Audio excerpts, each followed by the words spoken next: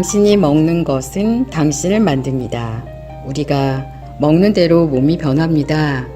더 나아가서 우리가 먹는 대로 세상도 변할 겁니다. 나와 당신이 변화할 시간. 채식을 부탁해 이제 시작합니다.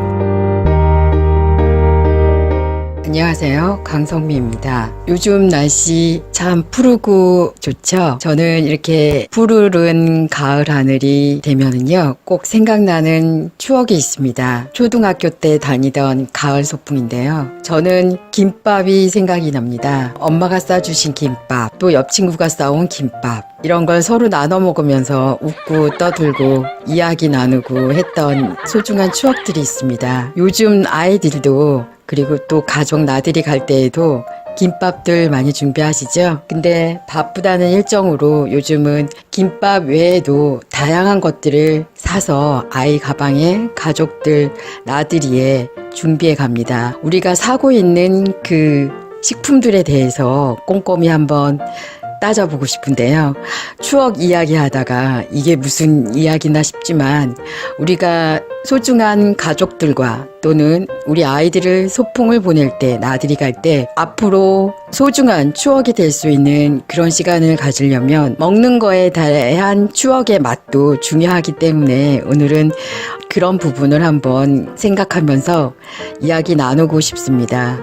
우리가 준비하는 그 음식물 안에는 많은 첨가물도 들어있는 음식이 분명히 있을 텐데요. 그 음식들 안에는 또 다른 첨가물이라고 할 수 없는 내용물이 하나 더 있습니다. 유전자 조작식품, GMO 식품들, GMO 농산물이라는 것들이 있습니다. 그래서 GMO 관련해서 미국에서 한국까지 건너오셔서 활발하게 활동하고 계신 오로지 선생님을 모시고 이번 부분을 시작하겠습니다. 오늘 함께 해주실 분은 책 한국의 GMO 재앙을 보고 통곡하다의 저자 오로지 선생님입니다. 선생님 안녕하세요. 채식을 부탁해 청취자 여러분 안녕하세요. 만나뵙게 돼서 반갑습니다. 저는 미국에서 38년 살다 나와서 약간 말이 서툴 수 있으니 양해 부탁드립니다.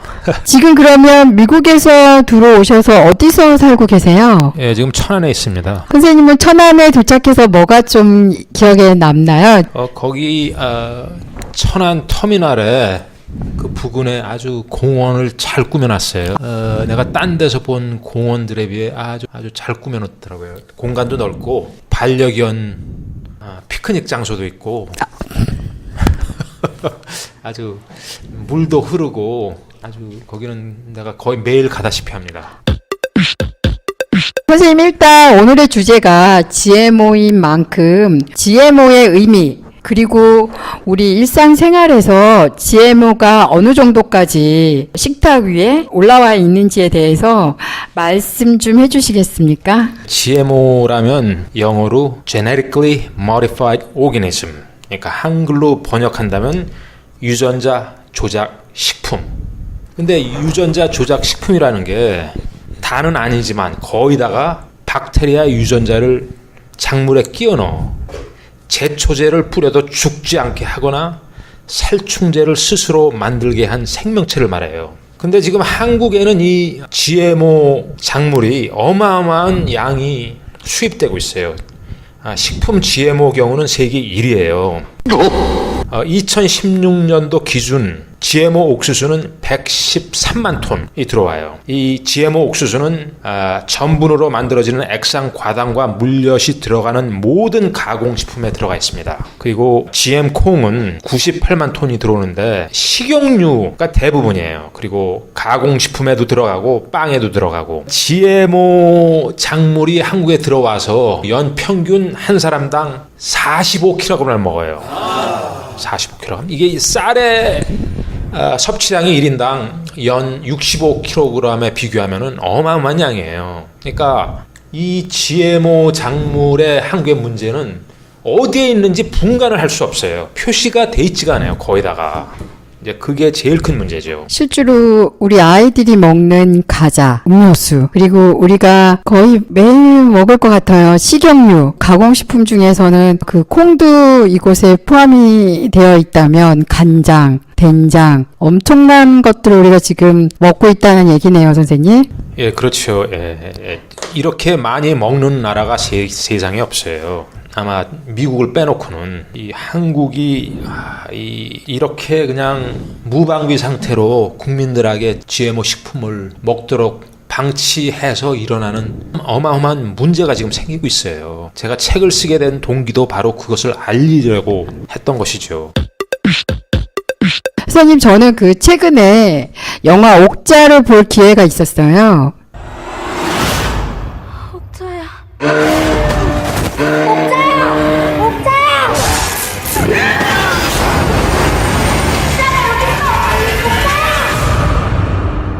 그 옥자 영화 보셨나요, 선생님? 예, 저도 보았는데요. 사실 제가 영화 상영되는데 초청이 돼서 전에 약 30분간 GMO를 강연한 적이 있었어요. 그래서 그 영화를 보게 되었는데 거기서 나오는 영화 내용과 그리고 실제로 한국에서 일어나는 GMO 문제에 대해서 비슷한 점은 뭐냐면은 기업의 이윤을 위해서 수단과 방법을 가리지 않는다는 거. 하지만은 지금 실질적으로 한국에서 GM 작물을 팔아서 엄청난 이윤을 챙기는 몬산토라는 다국적 기업은 그 영화에 나오는 것보다 수백 배, 수천 배 더 악랄하다는 평을 직접 받고 있어요. 그래서 몬산토라는 회사는 공공의 적 1호, 죽음을 생산하는 기업, 이런 평판을 받고 있습니다. 세계적으로. 네, 맞습니다. 선생님, 밥상 위에 옥시라고 하지 않습니까? 이 밥상의 옥시는 네. 국민 전체에서 일어나는 거죠. 옥시를 산 소비자한테만 일어나는 거지만,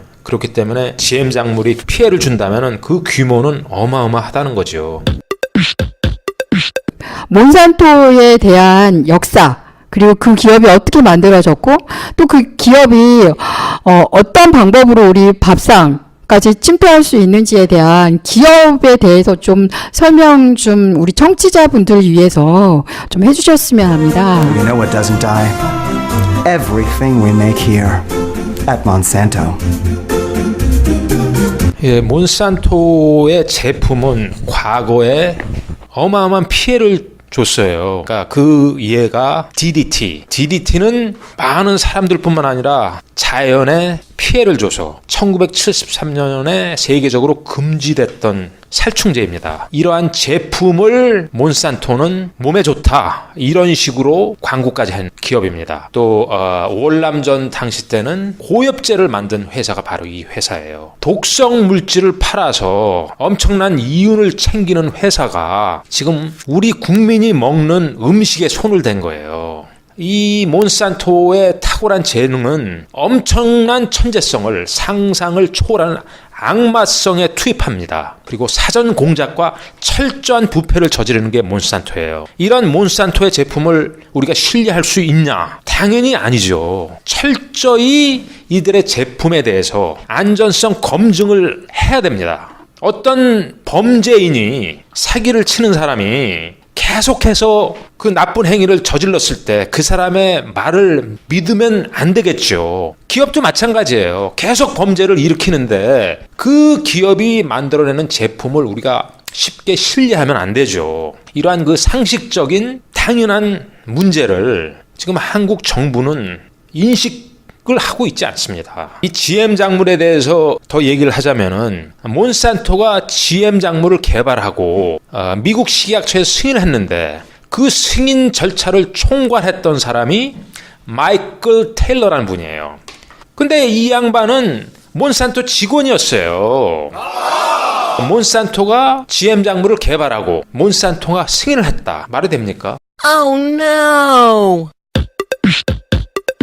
그러면은 GMO에 대해 가장 중요한 점이 무엇일까요, 선생님? 예, 그 아주 좋은 질문이에요. 제가 작년에 GMO 토론회에 참석했는데 그때 한 150명이 참석했고 앞에 한 대여섯 분이 한 몇 분씩 발제를 하더라고요. 그때 한 5분 정도씩 발제를 했을 거예요. GMO 전문가들이. 근데 내가 들어보니까 가장 중요한 점은 빼먹더라고요.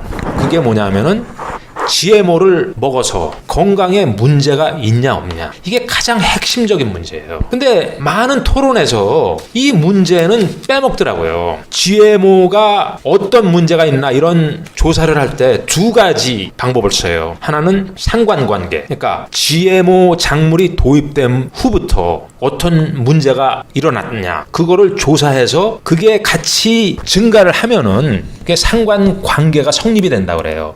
물론 상관관계가 성립이 된다는 것은 인과관계까지 성립이 된다는 건 아니에요. 하지만 상관관계가 있을 때는 그 같이 급증하는 것을 조사할 필요가 있는 거죠. 어디를 집중할 건가. 그러니까 전문가들이 연구를 할 때 한국에 급증하는 질병들과 같이 급증하는 다른 요인을 조사해 볼 필요가 있는 거죠. 조사를 해서 인과관계, 그러니까 어떠한 과정으로 질병을 일으키나, 이거를 조사할 필요가 있는 거죠. 근데 GMO의 문제에 대해서는 상관관계도 있고 인과관계도 확실하게 과학적 자료가 있습니다.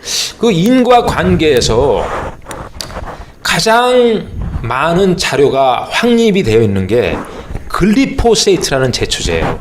우선 글리포세이트라는 제초제는 GM 작물에 잔뜩 흡수되어 있어요. 그 글리포세이트는 2015년 3월에 WHO, 그러니까 세계보건기구가 2A 등급 발암물질이라고 발표했어요. 근데 이상하게 한국 언론에서는 거의 이게 보도가 되어 있지 않아요. 한국이 식품 GMO를 세계에서 가장 많이 수입해서 온 국민이 이 글리포세이트라는 제초제를 그야말로 세계에서 제일 많이 섭취하고 있는데 언론에서 보도가 안 되는 거예요. 그러니까 글리포세이트를 대부분의 사람, 그러니까 100명에 1명 있을까 말까요, 들어본 적이 없어요. 얘기를 듣다 보니까 궁금해지는데요. 그러니까 우리가 지금 농사를 짓는 거에 이 글리포세이트가 마구 뿌려지고 있다는 말씀을 하시는 건가요? 그 글리포세이트라는 제초제가 함유된 근삼이라는 제초제가 사실적으로 한국에 있어요. 근삼이, 그러니까 근삼이 뿌리 근자 죽을 사자, 근삼이. 네. 이 제초제는 한국에도 사용되고 있어요, 사실적으로. 근데 근삼이는 논두렁 같은데 잡초에만 뿌리지 작물에는 뿌리질 않아요.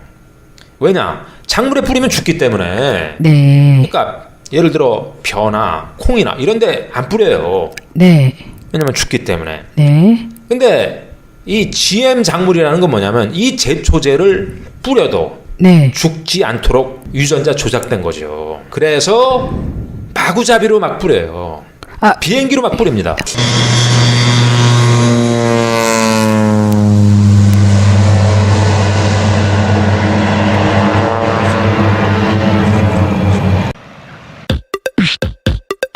그 유전자 조작된 가장 쉬운 작물 중에 하나를 어떤 식으로 이렇게 유전자가 조작이 되는지에 대해서 쉽게 좀 한번 설명해 주시겠어요, 선생님? 시작이 글리포세이트를 만드는 공장에서, 몬산토 공장에서 글리포세이트가 축적된 연못이 있었는데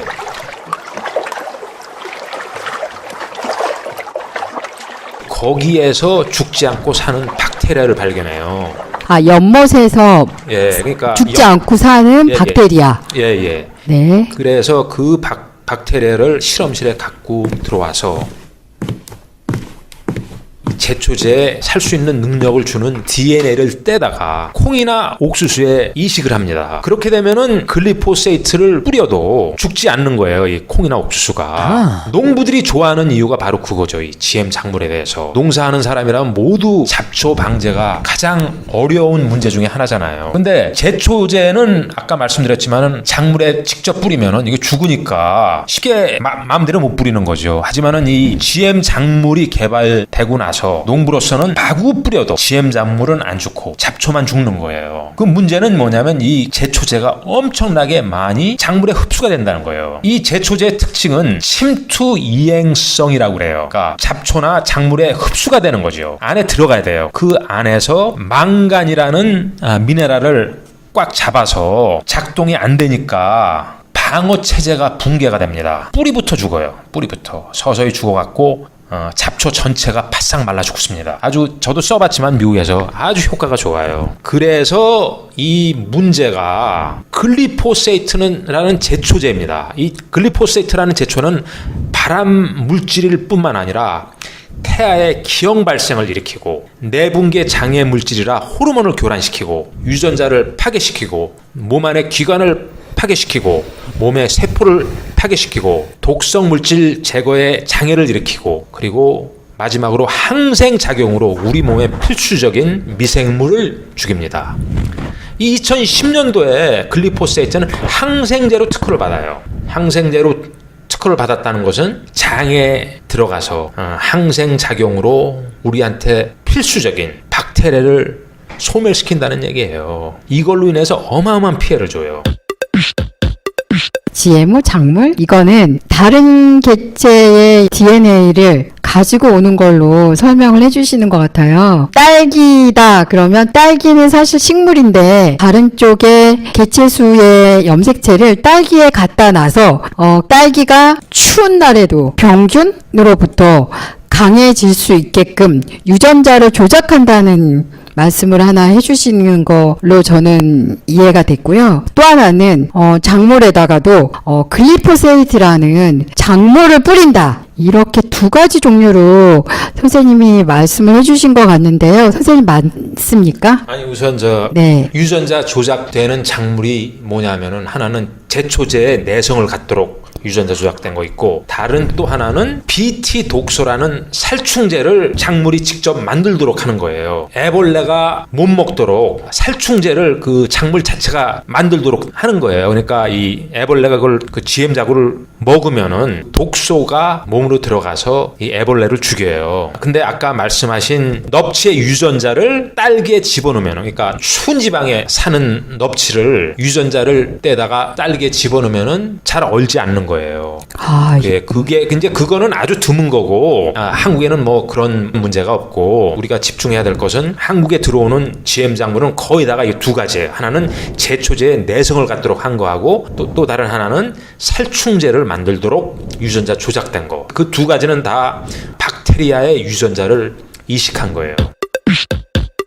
선생님께서는 많은 질병 이야기를 해주셨거든요. 태아의 기형이라든가 내분기 장애로 인한 호르몬의 교란 이런 것들이 아마 우리 그 성조숙증이라고 얘기하는 거죠, 선생님? 한국의 성조숙중 여아가 네네. 7년간 무려 27배가 증가했습니다. 뭐 상상을 초월하는 질병 증가율이에요. 그러면 이러한 질병 증가율을 보여줄 때 왜 갑자기 폭발적으로 증가하는가? 전문가들이 연구해야 될 거 아니에요. 제대로 GM 작물하고 연결시키는 전문가들이 없습니다. 이게 아주 안타까운데요. 성조숙증만 아니라 도합 34가지 질병이 폭발적으로 증가하고 있어요. 이 GM 작물이 도입된 후로.